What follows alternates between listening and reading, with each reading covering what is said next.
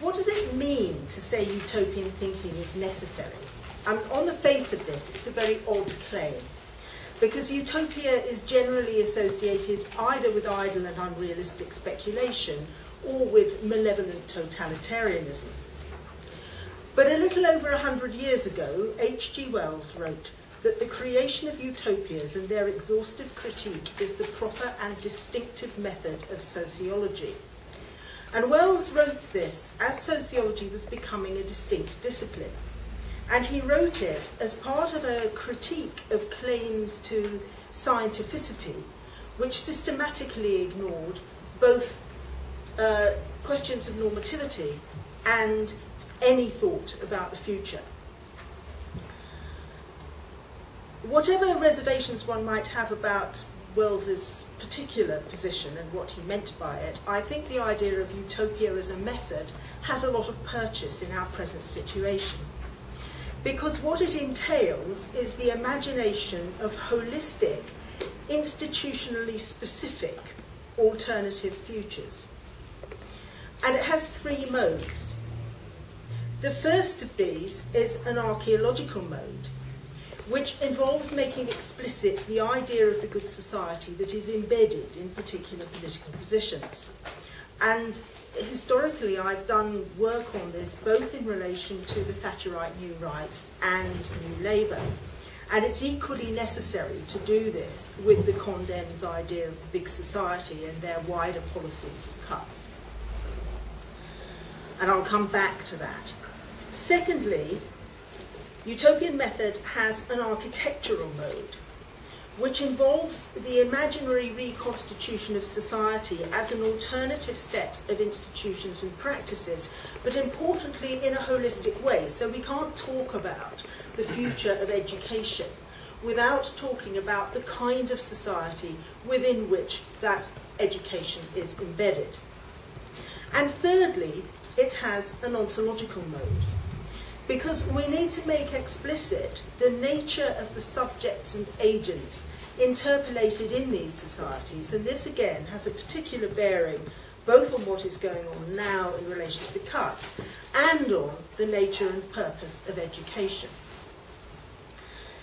Given the tendency to associate utopia with blueprints and totalitarianism, I also want to say at the outset that any such method must be reflexive, provisional, and dialogic.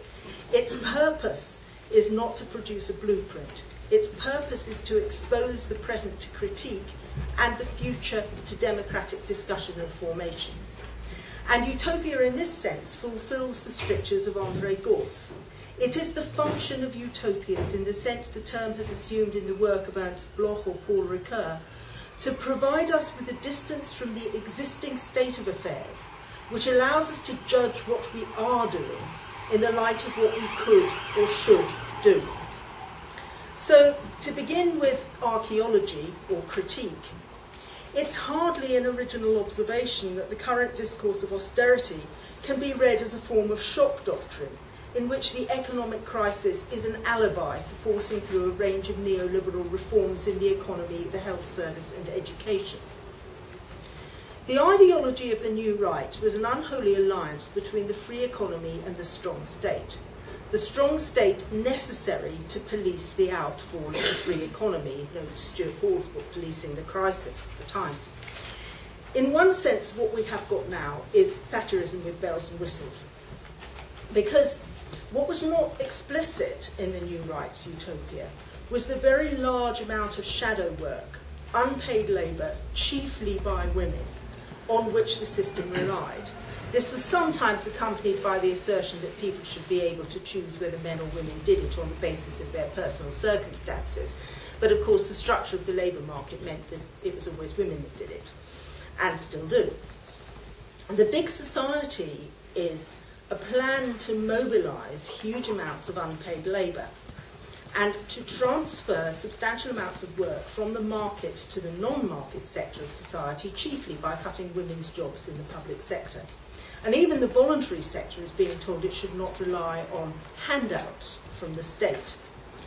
I note, just as an example of the way things are going, that Toby Young's free school is apparently to be given by Hammersmith and Fulham council the use of a building called Palingswick House, which is currently the base of around 20 voluntary groups who are being kicked out.